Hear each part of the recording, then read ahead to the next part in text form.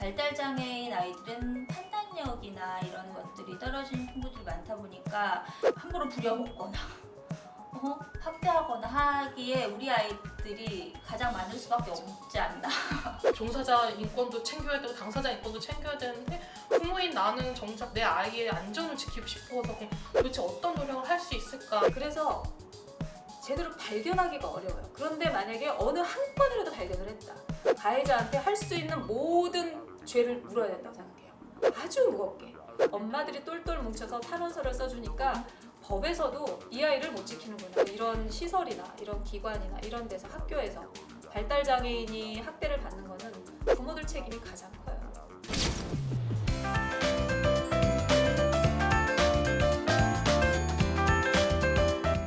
발달장애인 가족들과 함께하는 채널 우리 아이 연구소.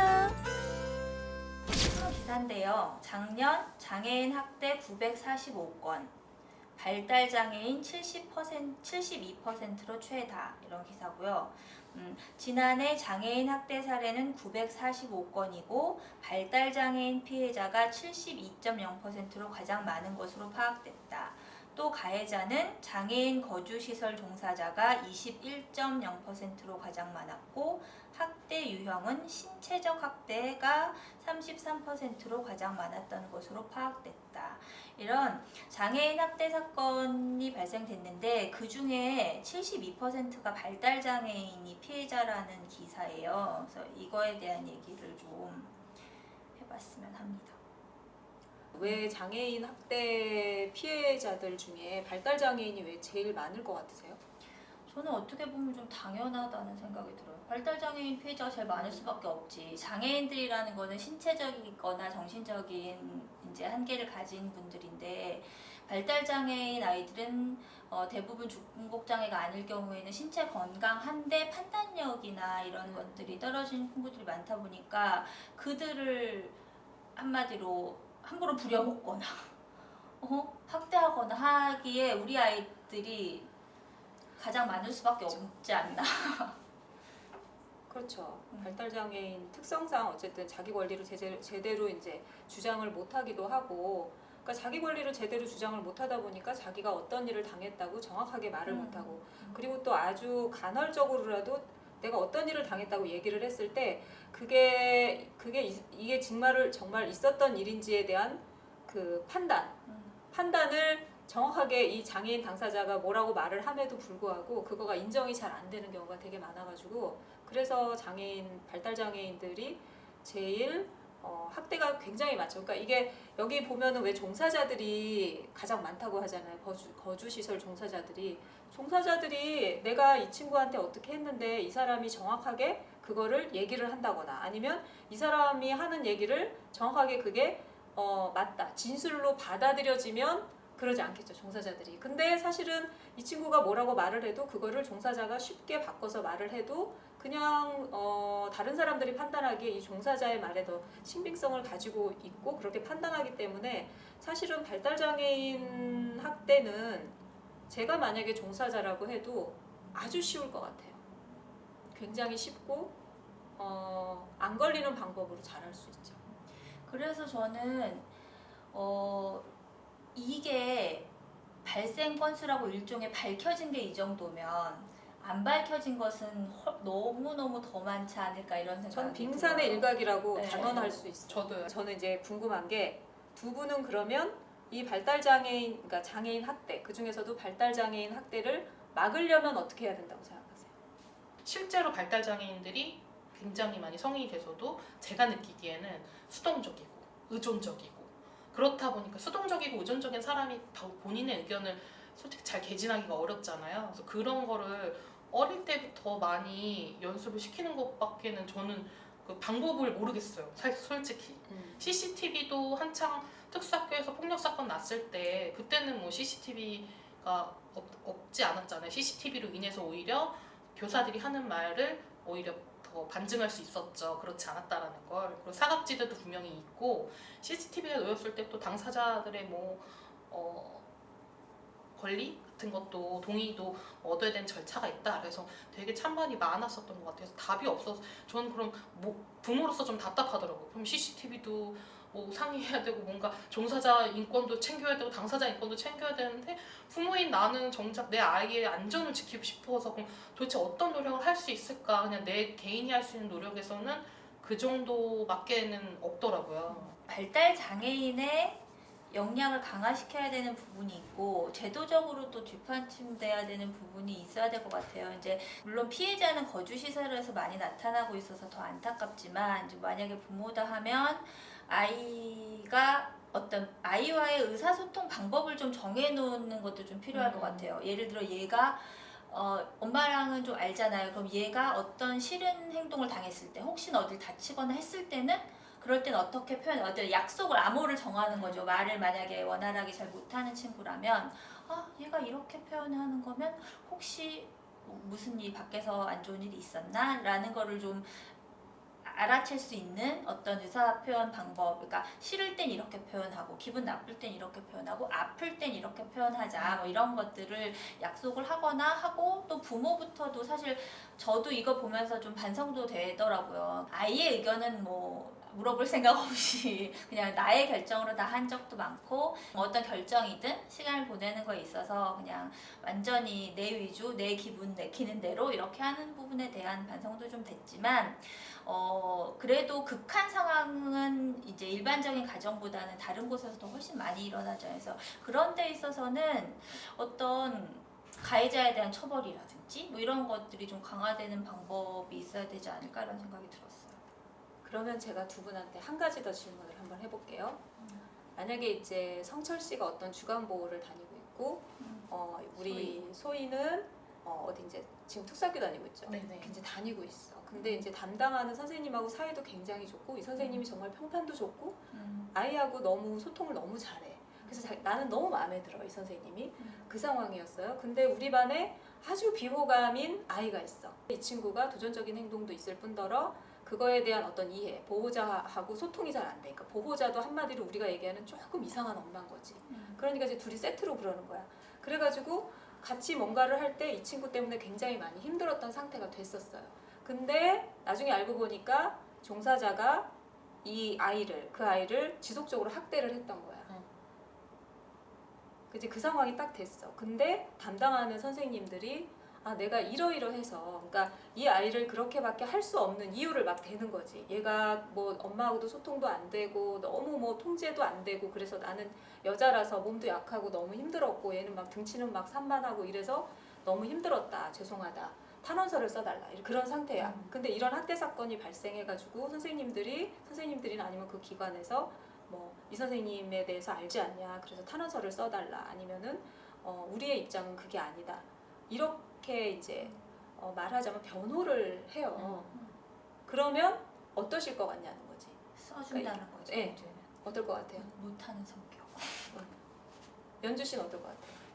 그냥 딱 심정적으로는 그 선생님에 대해서 뭐 입은 은혜가 있고 저희 아이를 잘 가르쳐 주신 부분에 대해서 그 고마움이 갑자기 뭐 다른 감정을 변질되지는 않을 것 같은데 법적으로 적용될 수 있는 탄원서는 너무 정중하게 거절할 수밖에 없을 것 같아요. 만약에 그런 일이 없었으면 좋겠지만 만약에 연주 씨한테 그런 일이 생기면 그 마음이 안 변했으면 좋겠어요.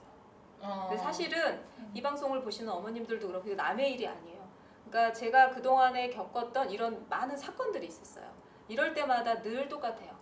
어머님들은 선생님 편을 들고 기관은 그러니까 이 학대를 당한 아이 그다음에 이 엄마까지 같이 있으면 기관은 이 아이와 이 엄마를 또라이로 몰고 똑같아요. 그래서 그럴 수밖에 없었다. 이 아이가 너무 행동이 제어가 안 돼서 엄마랑 말이 안 통해서 어찌어찌 해서 그리고 이 아이가 사실은 뭐 선생님만 때린 게 아니라 이 아이가 누구도 때렸다. 이렇게 얘기를 해버리면 이 장애인 당사자, 이 친구는 피해자는 어느 순간에 가해자가 돼요. 그래가지고 사실은 얘가 맞은 게 분명한데 너는 맞을 수밖에 없는 아이였어라고 이렇게 몰아가요. 근데 이렇게 몰아갈 때 가장 큰 역할을 하는 사람들이 부모님이라는 거죠.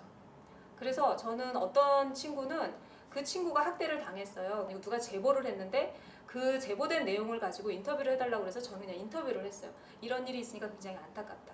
그랬더니 그 그 피해자 엄마가 저한테 찾아왔어요. 저를 가만 안 둔다고. 그래서 내가 가만히 있는데, 그리고 우리 아이가 그때 굉장히 예민해서 그럴 수밖에 없어서 그 선생님이 그렇게 했는데 네가 뭔데 그렇게 우리 아이 그 인터뷰를 했느냐, 뭐 이제 이런 식으로. 그러니까 저는 이게 발달장애인 자체는, 발달장애인 우리 아이들 특성은 아까 얘기한 것처럼 본인의 권리를 제대로 못해요. 그래서 제대로 발견하기가 어려워요. 그런데 만약에 어느 한 건이라도 발견을 했다, 그러면 그 한 건을 나는 그 발견한 그 한 케이스의 그 가해자한테 할 수 있는 모든 죄를 물어야 된다고 생각해요. 아주 무겁게. 그래서 딱 그렇게 해서 내가 정말 생각보다 이게 굉장히 심한, 내가 정말 범죄를 저질렀구나 하는 거를 이 사람도 알고 다른 사람들도 알아야 되도록이면 조심을 하겠죠. 근데 우리는 발견하기도 어려운데 어떻게 발견을 했어. 근데 그거를 주위에서 그냥 이 사람에 대해서 이 사람이 가볍게 처벌을 받기 위해서 너무나 많은 노력을 하고 있다는 거죠. 그리고 제일 많이 그 앞장을 서는 사람이 부모라는 거죠. 그러니까 피해자, 당사자 부모, 그 다음에 옆에 있는 부모. 그래서 그 옆에 있는 부모들이 탄원서를 써줄 때 나는 소신을 가지고 연주 씨처럼 저는 이 선생님이 처벌을 받아야 된다고 생각해요. 안타깝지만 그래서 탄원서를 쓸 수 없어요 라고 얘기를 하면 어떻게 되겠어요? 왕따가 되고 왕따가 되는 거죠. 네. 그래서 제가 욕을 많이 먹어요. 어쨌든 근데 그렇기 때문에 사실은 이게 어떤 종사자가 어떤 일을, 그러니까 종사자들의 어떤 처우 개선이나 아니면 그 시스템도 많이 바꿔야 되는 건 맞아요. 그렇지만 종사자가 환경이 열악하고 이 아이가 도전적인 행동이 너무 심하고 그래서 이 아이 때문에 너무 힘들고 그렇다고 해서 이 아이를 때리면 안 되는 거죠. 학대를 하면 안 돼요. 그리고 그러니까 이제 엄마들은 또 제가 그렇게 얘기하니까 뭐라고 얘기하냐면, 그렇게 따지면 우리 아이들을 보는 사람은 없어. 누가 우리 아이들을 보겠니? 이렇게 얘기를 많이 해요. 이 방송 보시는 분들은 어머 엄마들 너무한다 이러지만 본인 일이 되면 그렇게 얘기할 수도 있어요. 그런데 그럴 때 제가 엄마들한테 얘기하죠. 그러면 맞다. 환경이 열악하고 우리 아이들이 굉장히 힘든 거 맞다. 그렇지만 그 일을 선택한 거는 본인이다. 이렇게 얘기를 해요. 자기가 선택한 거예요. 자기가 특수교사 선택한 거고 자기가 사회복지사 선택한 거고 자기가 사회복지사 영역에서도 장애인판을 자기가 선택한 거라고. 근데 내가 선택했는데 너무 힘드니까 때려도 돼? 아니면 학대해도 돼? 그리고 어머님들이 당연히 그걸 보호해줘야지. 계속 이런 시스템으로 가다가는 우리 애들은 보호 못 받아요. 제가 이제 이 학대건으로 제가 부장검사인가를 만났는데 보통 검사들 보통 법하면 있는 그 팩트를 가지고 판결을 한다고 생각을 하잖아요. 있는 증거, 있는 사실을 가지고. 근데 그분 입에서 처음 나온 얘기가 그거였어요. 그 엄마가 좀 이상했다면서요. 이 얘기였어요. 근데 그거는 그 사람이 봤어? 그 엄마가 이상한 거 봤어?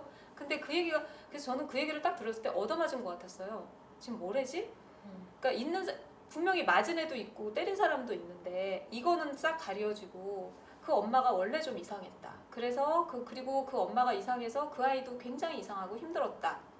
이걸 깔고 들어가는 거예요. 그래서 제가 또 그렇게 물어봤어요. 그러면 엄마가 이상하면 애가 맞아도 되냐? 그러면 그 엄마가 이상한 엄마가 아니었고 그냥 보통의 엄마였으면 그러면 이 사람의 처벌이 달라졌냐? 제가 그렇게도 물어봤어요. 그러니까 근데 그분이 왜 그렇게 판단을 하냐면 엄마들이 너무 많이 탄원서를 써줬거든. 그 선생님 훌륭하다고. 그러니까 이 사람이 보기에는 이 사람이 뭐 정확하게 아는 것도 아니고 그냥 있는 거 가지고 보는 거잖아요. 근데 엄마들이 구구절절하게 그렇게 탄원서를 써줬고 구구절절하게 하는 말이 그 엄마가 이상했고 그 아이가 이상했고 이렇게 하니까 이게 사실은 가려지고 그런 정황들 때문에 판결을 할 수밖에 없는 그렇게 되는 거예요. 그래서 근데 이 얘기를 이렇게 방송을 보시면 야 너무했다. 어떻게 저럴 수가 있어. 분명히 이러실 거예요 어머님들. 근데 본인 일이 되면 이게 쉽지 않아요. 이게 각오해야 돼요. 쉽지 않아요. 그런데 혹시 보시다가 나중에라도 이런 일이 생기면 다시 한번 생각해 보셨으면 좋겠어요. 제가 그래서 그걸 느꼈어요. 아, 엄마들이 똘똘 뭉쳐서 탄원서를 써주니까 법에서도 이 아이를 못 지키는구나. 그래서 제가 이 아이한테 너무 미안했어요. 이렇게 지켜줄 방법이 없어. 얘는 맞았는데 지켜줄 방법이 없어. 그래서 저는 그냥 단언할 수 있어요. 이런 시설이나 이런 기관이나 이런 데서 학교에서 발달장애인이 학대를 받는 거는 부모들 책임이 가장 커요. 그때 판결문이 있잖아요. 그게 판례가 되는 거예요. 그래서 다른 비슷한 사건이 났을 때 그때는 어떻게 했더라? 이게 분명히 기준이 된다고요. 그래서 제가 그 부장 검사한테도 그랬고, 이거는 만약에 이런 식으로 이렇게 판결을 해버리시면 다른 유사한 사건이 났을 때도 이거를 기준으로 할 거다. 이거 굉장히 중요한 거다. 그리고 이렇게 많이 학대 정황들이, 이렇게 증거들이 넘쳐나는데 이 사람이 제대로 판결을 받지 않으면 그냥 뭐 정말 뭐 증거가 얼마 없다거나 뭐 이런 경우에는 정말 처벌할 수 없지 않느냐. 그래서 굉장히 중요하다. 그랬는데도 어쨌든 그렇게 뭔가 제가 생각하기에 이렇게 중범죄로 나진 않았어요. 그러니까 그게 딱 기준이 된 거예요. 그 기준 누가 만들었어요? 부모님이 만든 거예요. 부모님이 만들었어요. 걔를 제가 보기엔 죽을 만큼 맞았는데 그 선생님 별로 처벌 안 받았어요. 제가 생각하기엔 그래요. 그러니까 그러면 우리가 그렇게 만든 거예요. 우리가 그렇게 그냥 그 기준을 만들어 버렸어. 부모님들이. 뭐 이렇게 얘기하면 어머님들 굉장히 돌 날라오는 소리가 들리긴 하지만 그게 맞아요. 그게 맞고, 그래서 우리 정말 정신 바짝 차려야 돼요. 이게 남의 일 아니에요. 그래서 정신 바짝 차리고, 그래서 어떻게 해서든지 어떤 일이 있었던지 간에 그런 일이 있었을 때는 똘똘 뭉쳐서, 엄마들이 똘똘 뭉쳐서 그것들을 좀 해결해 나가는 노력들을 했으면 좋겠어요. 발달장애인 가족들과 함께하는 채널 우리 아이 연구소.